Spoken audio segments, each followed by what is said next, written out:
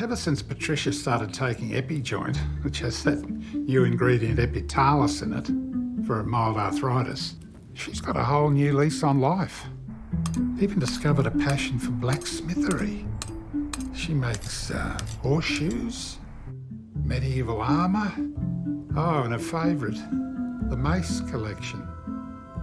She's out the back making a ceremonial claymore right now. Yep. She's never been happier.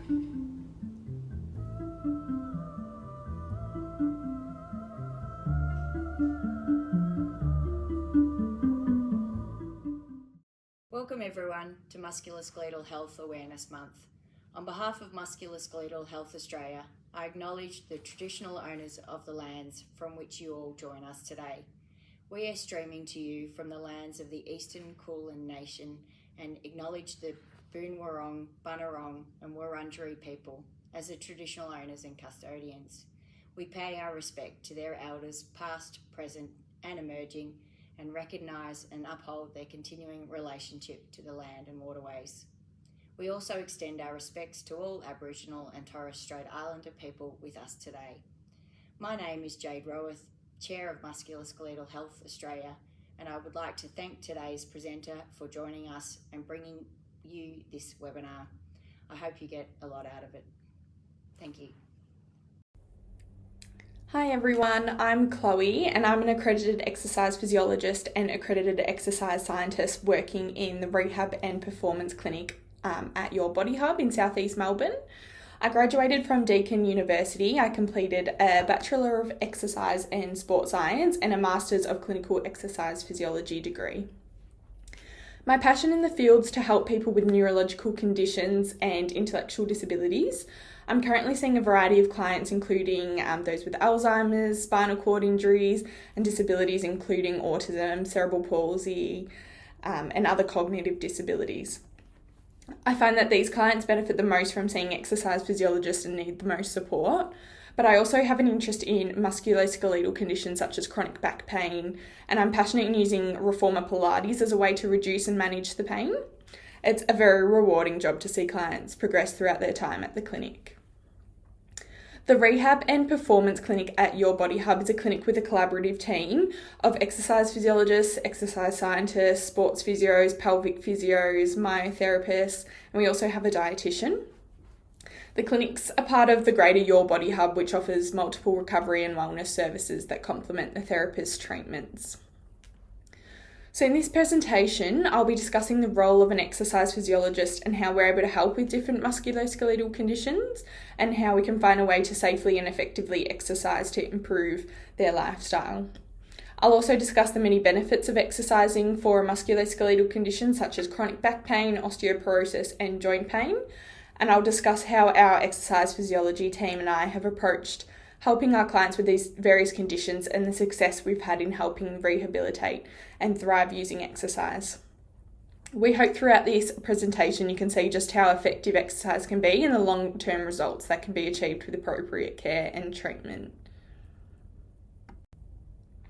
To summarise, an accredited exercise physiologist specialises using exercise medicine to help manage and treat conditions, disabilities and injuries.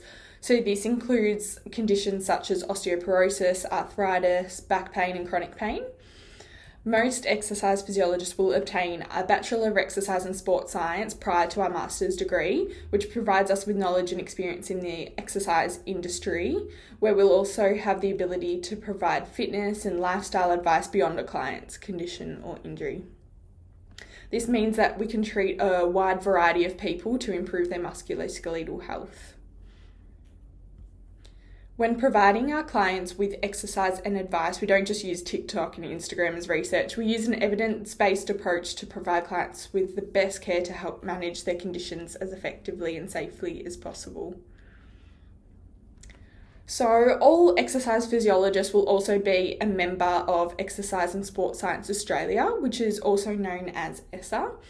This is an organisation that promotes the career paths of exercise and sport science practitioners. So part of ESSA includes exercise scientists, exercise physiology, sports scientists and high performance managers. And it's important that we have to be registered with ESSA to help establish, promote and defend our career paths.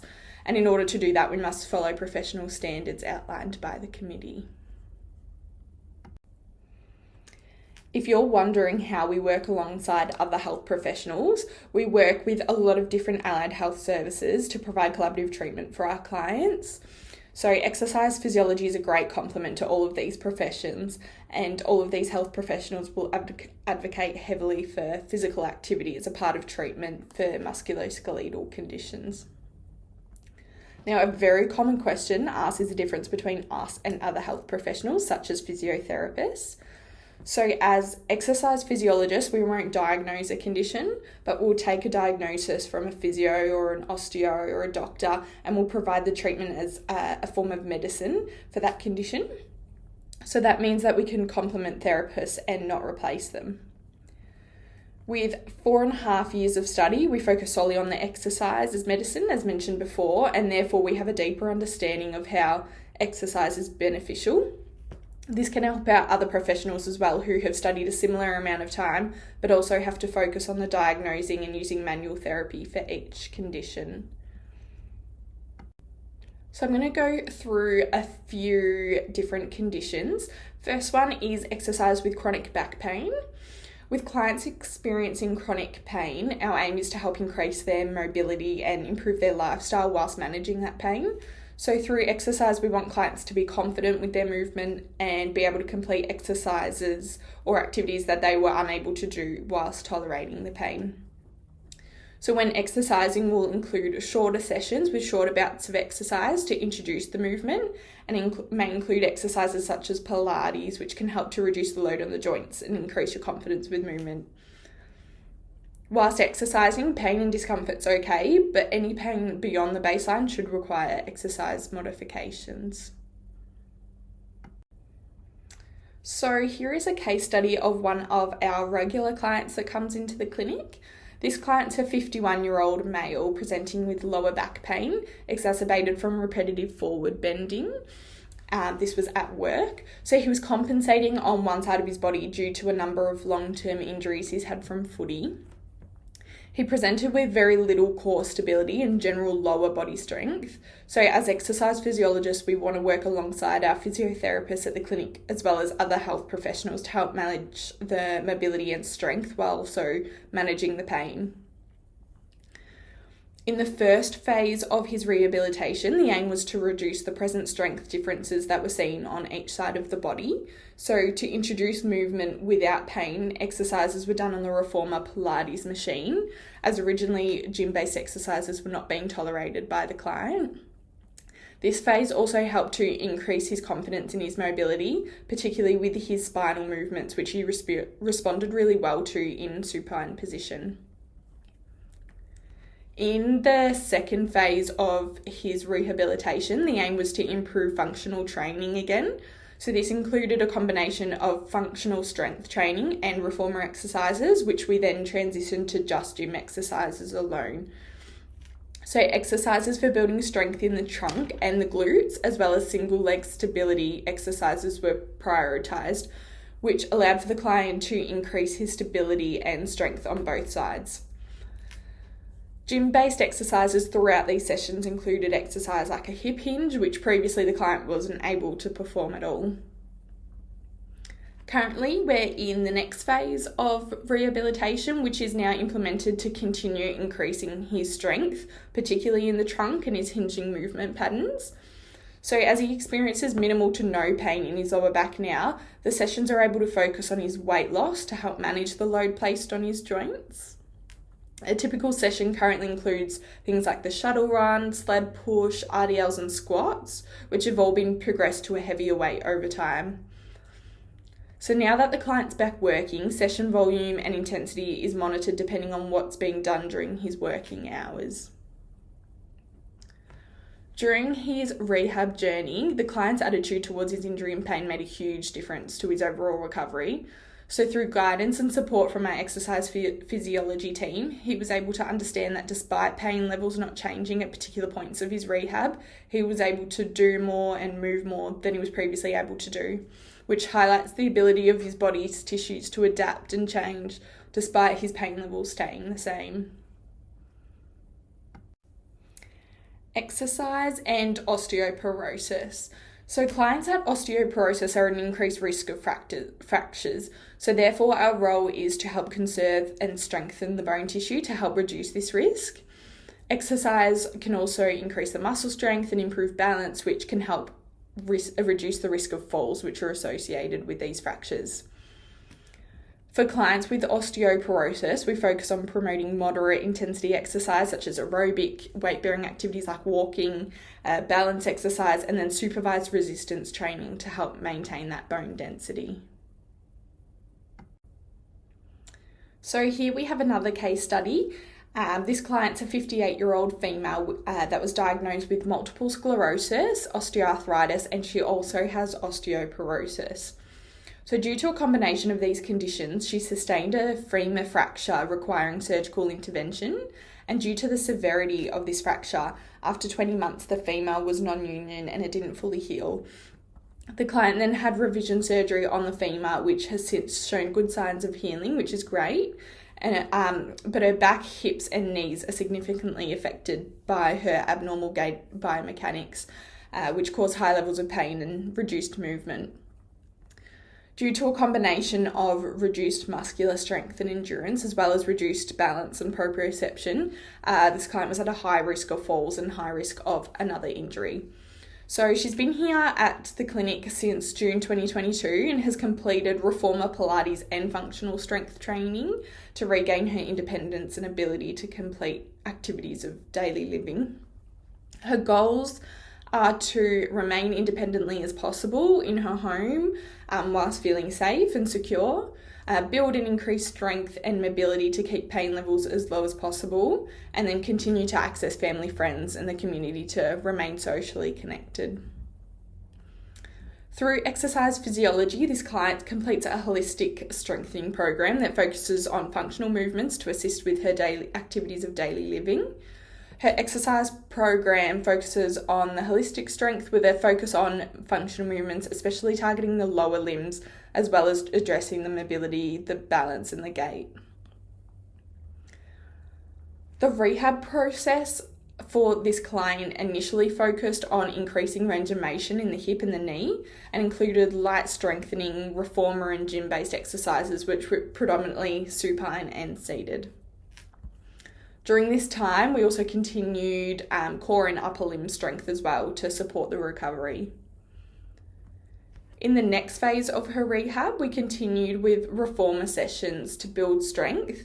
Functional strength sessions included weight bearing, standing, and some exercises to mimic and improve her gait.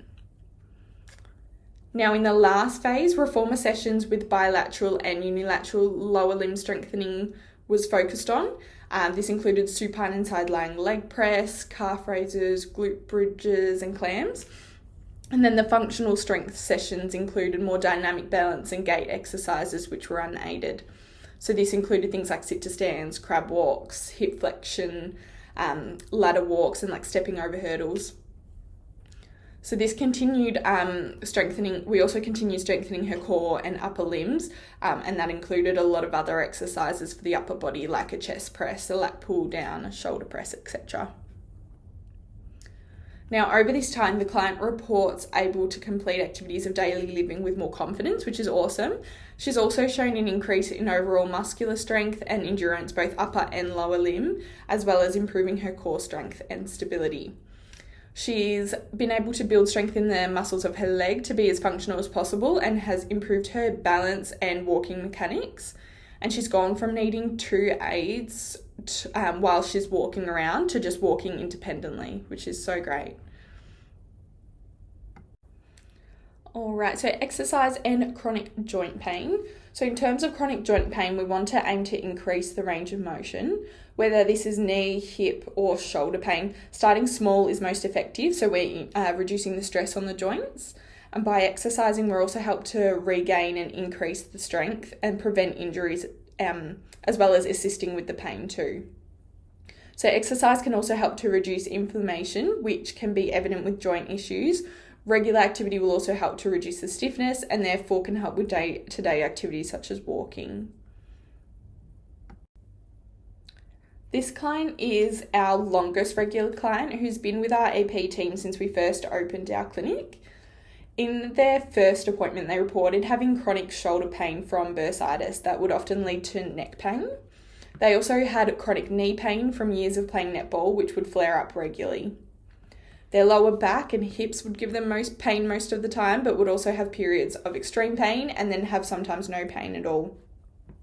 So this person was quite active and would go for runs 4 to 5 times a week, and then had some experience in the gym but never went regularly. So during the initial session, the focus was on developing a routine that could be completed that didn't aggravate the injuries.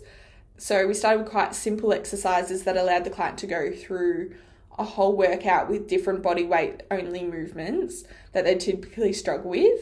And then the other focus was to ensure that all movements were done correctly and with the right technique. So it was established early on that most of her problems were due to poor movements and poor technique. And then she then had a lot of compensation from other injuries, leading to more complaints and problems in other areas. So by strengthening up her muscles and modifying her technique, joints like the knee could start to heal and recover because the load's no longer so heavily focused on them, and the muscles can support them again like they're meant to.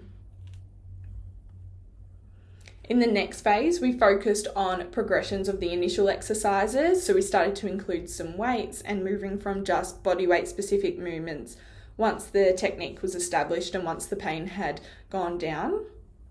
The client understood that the pain wasn't going to go away instantly, but once we'd started to challenge them again with increased load, there was a chance of flare-ups in the joints. These flare-ups might last a day, and then we would know where the capacity was for movements and give us a target to work through. We also worked on making sure that they didn't have any pain when they were doing their running. We found that there was a lot of unnecessary movement and twisting when running, and her back pain would almost always flare up when doing this. So with some modifications to her technique and overall strength improvements, her lower back pain went away completely, and she hasn't had a problem since. As time went on, they were able to start doing some heavy strength training with some free weights such as back squats and deadlifts. The client was very skeptical of it being due to her pain history. So with some modifications and assistance using bands and altering the technique, she was able to perform the exercises freely. Over time, lots of strength was built up in the legs and the muscles supporting these joints that have been aggravated over the years. So continuing to build the strength and develop these movements allowed her joints to heal and not take all the load like they were previously. We have continued to develop her programs in the years with additional strength exercises and even returned to jumping and agility exercises that she'd avoided for over 10 years, which is super exciting. The client still comes in every week, 4 days a week, doing a mix of reformer Pilates and gym training with our exercise physiology team.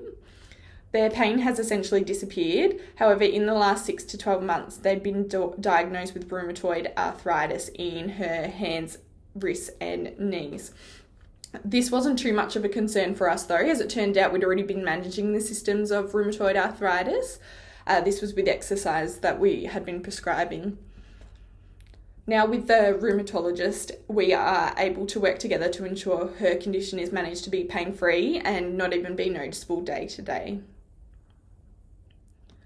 She does notice that if her exercise routine is interrupted or if she has weeks off on holiday or sickness, that her pain will flare up. So this client has been a big advocate for us and exercise physiology in terms of using exercise to manage the conditions.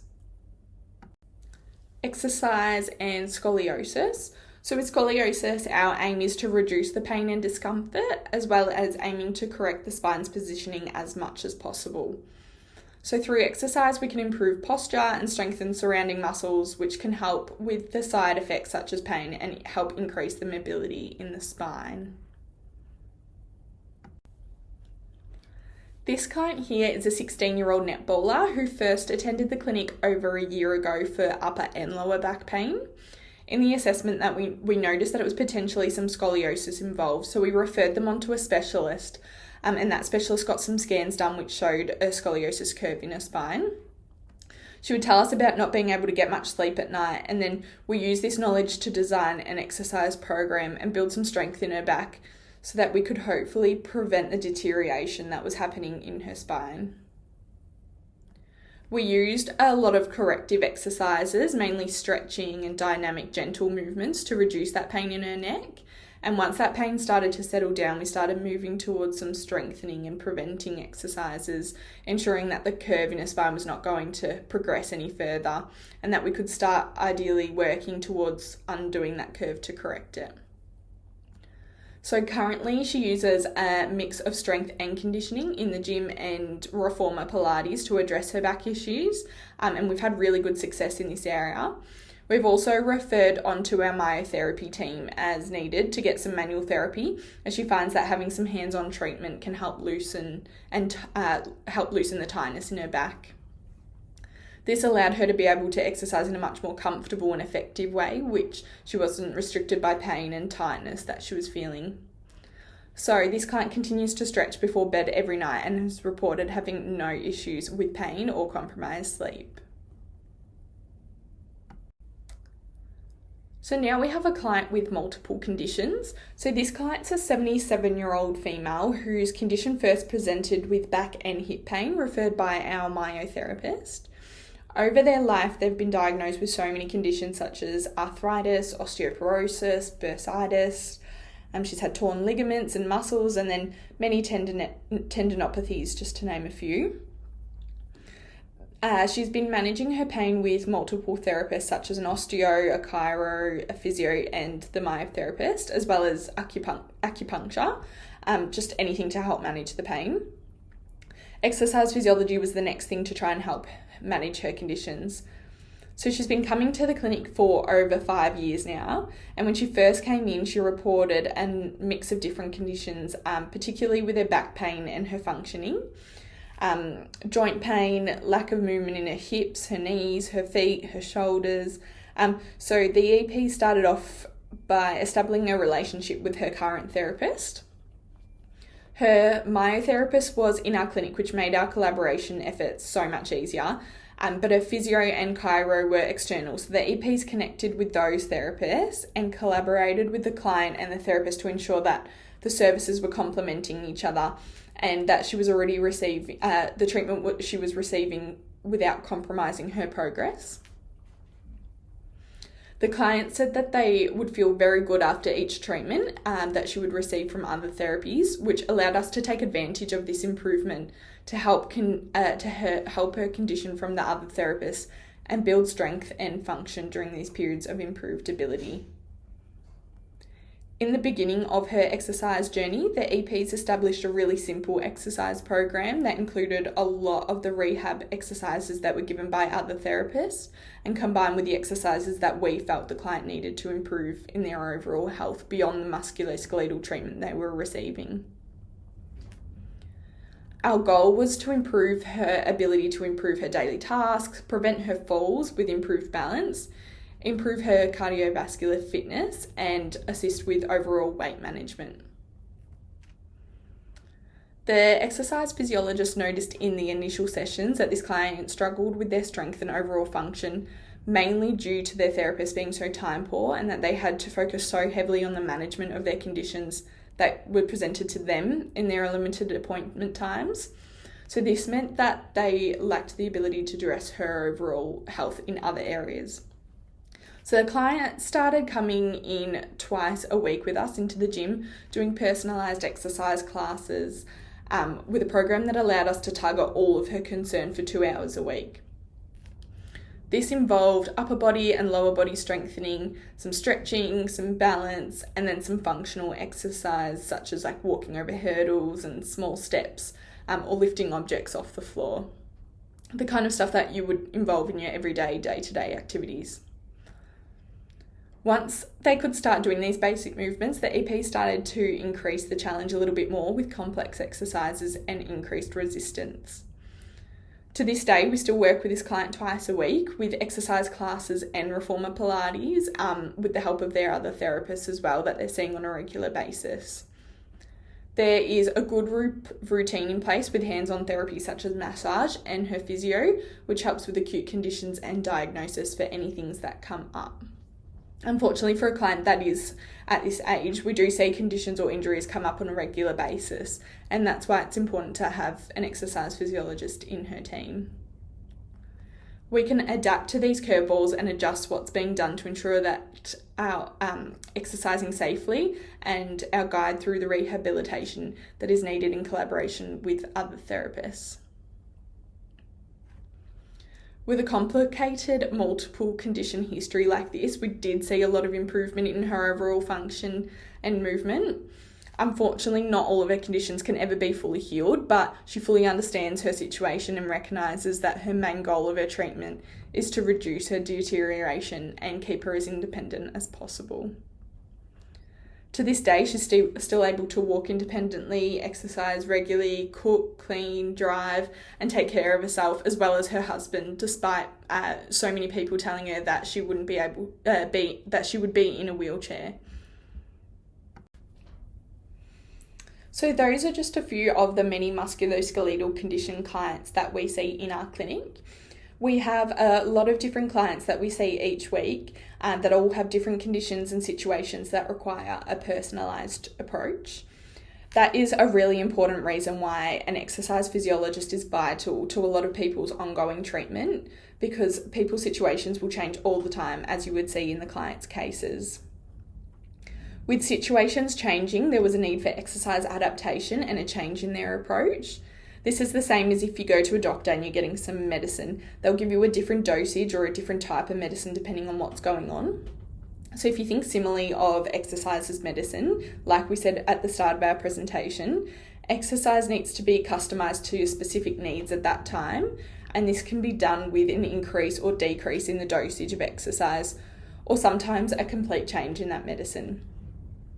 This is especially important for those clients that we see who have conditions that have progressed or developed, or if they have a new injury or condition. So we need to be able to cater to their needs, and that's exactly what we do as exercise physiologists. If you would like to find out more information, we have a really handy resource, which is exerciseright.com.au. On that website, you can see a bigger list of all the different conditions that an exercise physiologist may work with, as well as a link to finding an exercise physiologist or exercise scientist in your area. The website is designed from Exercise Sport Science Australia and is there to help educate Australians on how to lead a more active lifestyle and exercise right for their bodies. We hope that you found a lot of information in this presentation to be useful and give you a much better understanding of what an exercise physiologist is and what we do, and how we can help support you and your healthcare team with rehabilitation and your musculoskeletal health or any other conditions or injuries that you may have. Thank you.